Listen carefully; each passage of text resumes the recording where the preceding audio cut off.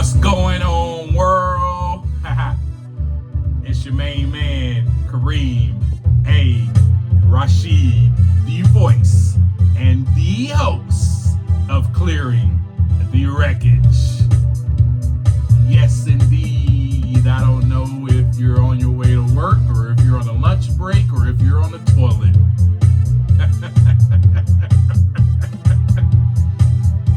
If you are doing number one, that is driving to work, of course, keep your ears open and your eyes on the road, please. Number two, not literally number two, but if you're on your lunch break, make sure that you pause this episode and get back to work when you need to, on time. Punctuality matters. And if you're on the toilet, literally now number two, not number three, be sure to flush. You know what I mean? Indeed, yes.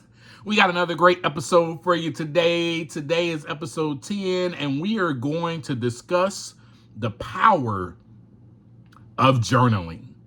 And the reason I'm discussing this with you, I know, you hear it so much. You probably hear it so much, and you're like, oh my God, another podcast episode about journaling.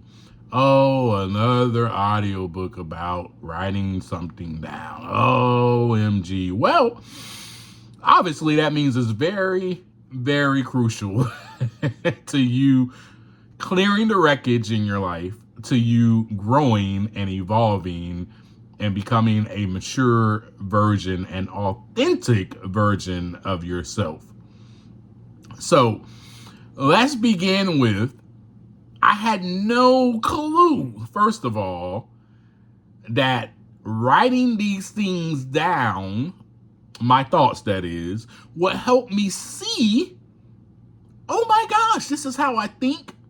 So remember on the last episode, I shared with you, OMG, I'm still a child mentally. How do you think I realized that I was still a child? Part of it was by me, as I always say, taking time to look inside so that the wreckage can begin to clear. And the other was the power behind being able to see my thoughts on paper in front of me. You know, the brain is such a magical, mysterious creation that we have inside of our skull. It is pretty doggone amazing. One of the things about the brain that I learned, and I did a discovery on it because, well, I was trying to figure out, you know, why do I think like this? And so I did a little study on the brain, and one of the things I found out was that I behave because of the way I think. So my behavior comes from how I think. So let's break that down real quick. Let's just break it down. I'm gonna go back. And can I get real with you? Can I get vulnerable with you? First of all, I just want to say thank you so much. If you are tuning in for the first time, you are on a journey with me. I've invited you in, and I want you to walk alongside with me so that we can do this together. You and I can clear the wreckage together. This is about oneness, if that's even a word. This is about togetherness, if that's even a word. I just put ness on the end of everything. I don't know. It's just about unity. And such is as in life. And that's the type of mindset that I have now. Now, back then, I didn't have that mindset. You know, the type of mindset I had back then, I'm alone. I shared that with you in episode 5. That's the mindset I had back then. I'm all alone in this. My family doesn't love me. As I also shared with you in one of my episodes, that I never heard those 3 words that I feel, at least, that every child needs to hear from their parental figures. I love you. I also did not receive that emotional affection. I didn't receive that emotional affection. I didn't receive that physical affection. There was no hugs. It was none of that growing up. Now don't get me wrong. When I was a little itsy bitsy baby, I was the youngest. I was adorable. I don't know what happened from that point. But I was so freaking adorable. And I had the biggest yellow, because I was a yeller baby, cheeks. And they got pinched all the time by people. And so I did get coddled by my siblings at a very, very, very young age. But after that, my siblings were all older than me. I have a sister who is 14 years older than me. So when I was born, she was 14. So imagine me at age 4. She's already 18, graduated. She's gone from the house. Gone. I felt abandoned. Where did my sister go? Then my other sister was born shortly after her. Then boom, so she left the house. And then my other sister, she left the house. And then, my brother, he got into some trouble at an early age. And so then he was gone. And it was just me. And I felt so alone. I felt so alone. And that is probably when I really started drinking and drugging heavily. Now, I told you I took my first drink at age 12. I did. And someone very close to me gave me that drink. And I loved the effect. I loved the way it made me feel, right? So I continued to do so throughout my adolescent years. I continued to do so. I continued, especially after my brother left. I ran the streets. I ran the streets. I was in the hood. I ran the streets. I hung out with the OGs. I learned the game. You know what I'm saying? I learned how to sell drugs. I learned how to do drugs. I learned how to drink. That's all I did. I learned about sex, all these things, I'm an adolescent. I'm 13, 14 years old doing all these things. And so my childhood was kind of, and I wrecked up is the term that I'm going to use, because there was a lot of wreckage involved in my childhood. And I can't wait to get extremely real with you in some of the later episodes, where I can tell you some of the things that went on in the household, some of the things that happened to me as a child that developed my way of thinking, my thought process. I shared all that to say that it developed my thought process. So I behaved the way that I thought. I felt alone. So I was looking and searching for people. I didn't have anybody in the home to connect with, so I went out. My brother was gone. It was just me. It was me in the house with me and my dad and my stepmother. So just let that sink in. Imagine that for a moment, And I didn't have anyone. So I ran the streets, you know what I'm saying? I hung out with the people that my brother was hanging out with after my brother left. And they taught me the game. You know what I'm saying? They sold it to me. The game is to be sold. And the game is to be told, not to be sold. So they told me the game. They taught it to me. You know what I'm saying? And I learned that I fit in here because all of them are drinking and I'm drinking. I fit in. So that's where that behavior came from. My thought process. I think I shared in an earlier episode that the thoughts come first and then we behave according to the thoughts that we have in our brain. It's simple, but it's such a powerful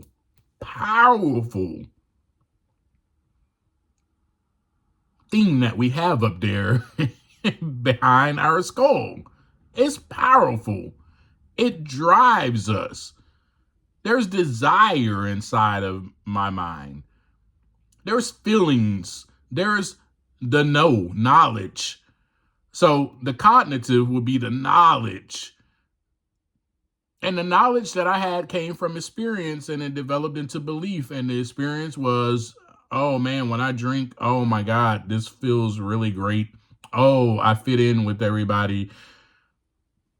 Oh, it's like, oh, well, I have like almost a family outside of my house because, I can kick it with the OGs and man, they took me in. They made me feel good about myself. And that is what alcohol and drugs did. People, so do you catch the drift where I'm getting at? So the power of journaling. I told you I was going to this career place every day trying to find a job. I wrote all of that down. I just found in one of my books, actually, that I wrote all of those notes down. I still have the binder of me graduating from that career place, receiving all these certificates. And that's what I did in my first year of sobriety. And then eventually I found a job. Going to that career place was my job until I found a job. And then eventually I found a job. Ooh, thank God I did. And with that being said, I started working and, it wasn't that great at first because I wasn't used to working. But then I developed a habit of obviously, getting to work on time and becoming a great worker. And I actually excelled in that job, and I'll share a little bit more about that in a different episode. But in regards to that, I finally found a job, and then I finally got paid, and I gave my mother my money. And then I found this other gentleman, who was an accountant and just this financial guru. And so I started giving him my money to save myself. Because let me tell you something about the power of journaling. I wrote down in my book, in my journal, every time I had a thought of drinking, I wrote it down. I wrote down all of my thoughts. I was writing in my journal every single morning. I was writing in my journal every afternoon, and I was writing in my journal every night. And the power of that is that I was able to see the thoughts, the wreckage, and how my brain thinks about things and why. And also, there's the second key to it that's so amazing. As I'm writing in my journal and I see these crazy thoughts, like, oh man, I'm so pissed off at my boss. He said this or that. And then I see the other side of that because I'm seeing my thoughts as I'm writing them. And then there's a solution that's coming. It's helping me to think. It's helping me to think rationally. So that was the power of it as well.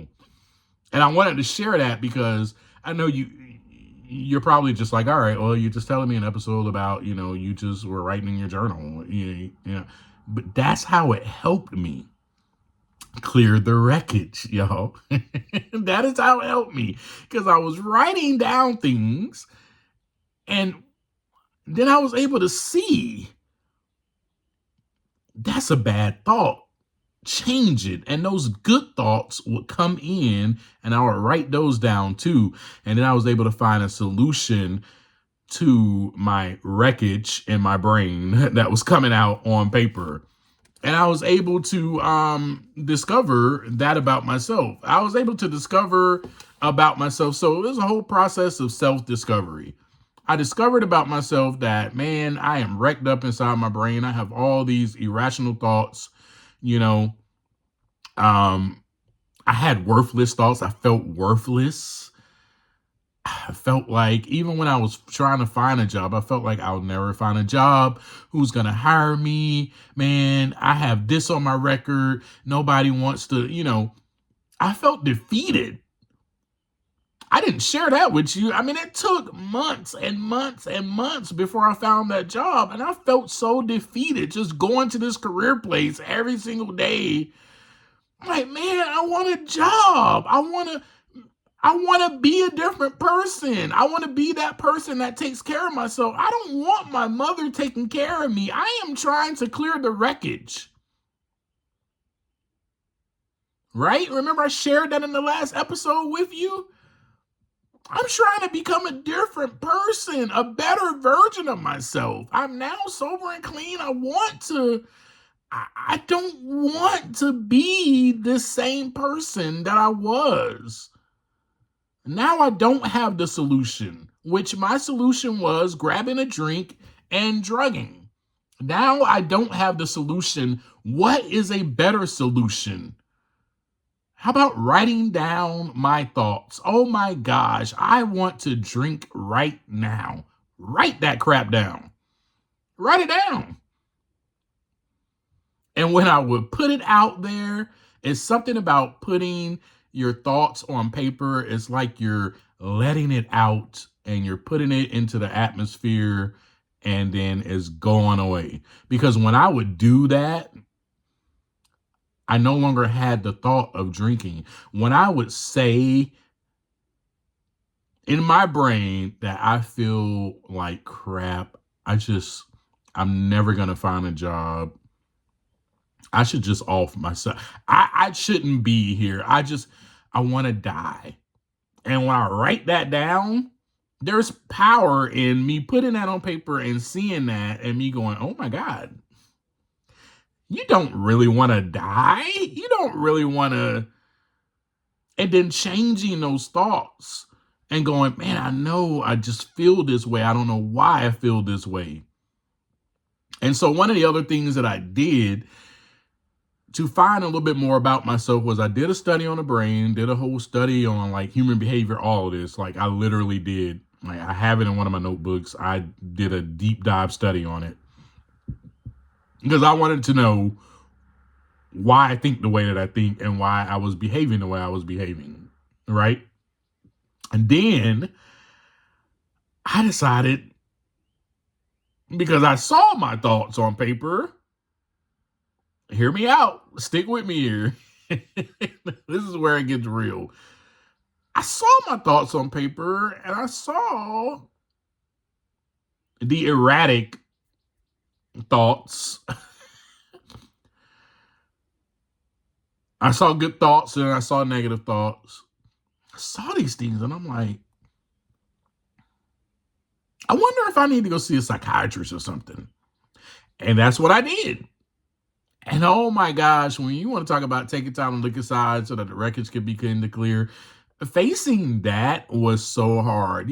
Sitting and being diagnosed for the first time with depression, clinical depression, anxiety, a mood disorder, and post-traumatic stress disorder. Y'all, can I get real with you? Being diagnosed those things and then having to walk out of that psychiatry appointment and not go and drink and drug to feel better about myself. I felt so low. I felt like, oh my gosh, there's so much wrong with me. That's how I felt. But I was able to write it down. So with that, I was able to expose those thoughts and put them on paper. Then I was able to come up with a solution, and I was able to let go. That, people, that is the power of journaling. And that is what it did for me. Then later on, I was like, oh, maybe I need to go to a psychologist, a counselor, a therapist, somebody, so that I can expose these thoughts out loud to someone, instead of just writing them on paper. And we probably talk about that at a different episode, because I got a whole lot more to discuss about therapy and how helpful that is. However, so with the power behind me writing down my thoughts, exposed it, it took it out of, I'm going to draw a picture for you. All right, let me draw a picture for you. So remember how I said I behave accordingly to the way that I think. All right. So I'm thinking this way. I'm thinking I feel worthless. A behavior from that would be what? To cut myself, or to, maybe take it to the next level. And I'm sorry for the this is rated mature for the graphic descriptions, but that's what I was going through, because I had all these feelings, all these thoughts inside of me. Now I could finally, let me paint another picture for you. I'm going to make this real clear. When I was drinking and drugging, man, I couldn't hear my thoughts. I mean, I heard them, but then I suppressed them. The same thing with my feelings. Yeah, man. Oh, I feel worthless. Okay, man, I'm finna go drink. I don't want to feel like this. So when I was drinking and drugging, I was suppressing all of those emotions, all of those feelings, all of those thoughts. And then, OMG, I'm sober. I'm not drinking and drugging. I have nothing to suppress my feelings and my emotions. So now they are all rising back up.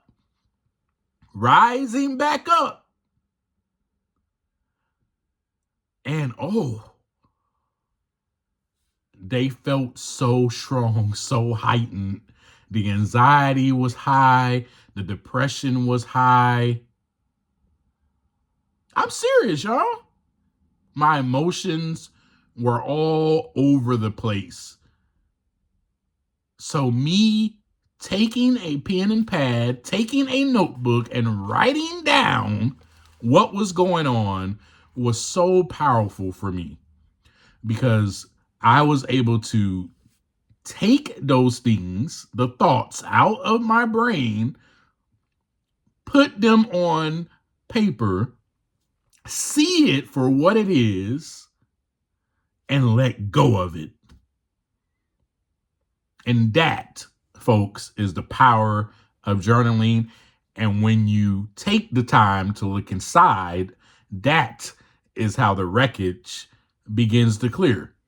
So thank you so much for tuning in to another great episode. Once again, if you like this episode, share it on your Instagram stories.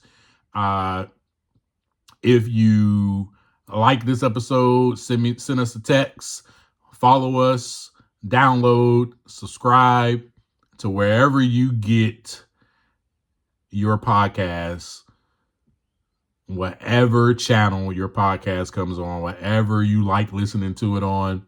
Go ahead, download this, like it, subscribe, follow me on IG, author_ Kareem Rashid, KAREEM RASHED. You can follow me on Facebook under Kareem A. Rashid, TikTok under The Real Kareem. Holla at me. Let's do this together. We are one. We are one unit. And again, don't forget, as I always leave you, to take some time to look inside so that the wreckage can begin to clear. Peace.